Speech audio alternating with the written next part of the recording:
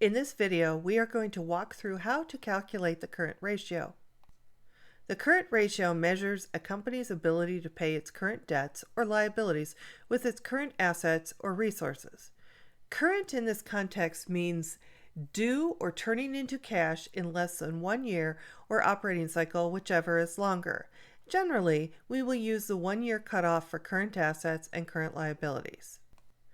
When interpreting the current ratio, it would generally be better to have a larger current ratio than a smaller current ratio. Generally, we would expect that the current ratio should be greater than 2. A current ratio of less than 1 may indicate problems paying bills. These statements are all general in nature. There are always exceptions.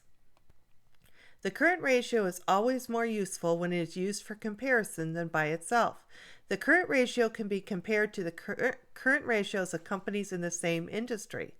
A company's current ratio can also be analyzed over time. Generally, it would be desirable to see a current ratio that is increasing or remaining stable over time. The current ratio is calculated by taking current assets and dividing by current liabilities. Here we have 3 years of current assets and current liabilities for a company. We are going to calculate the current ratio for each year.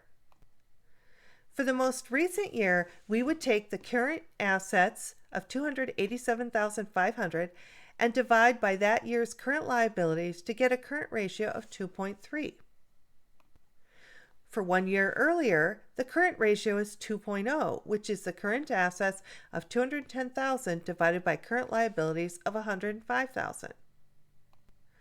For the earliest year, the current ratio is 1.9, calculated by taking current assets from that year and dividing by that year's current liabilities. Now that we have the current ratios for the 3 years, we can see that the current ratio has been improving over the 3 years. Remember, a larger current ratio is generally better than a lower current ratio. That's it. We are done. This video was created and narrated by Dr. Wendy Tietz and is part of the Accounting Skill Builder video series. See accountingisanalytics.com for additional faculty and student resources.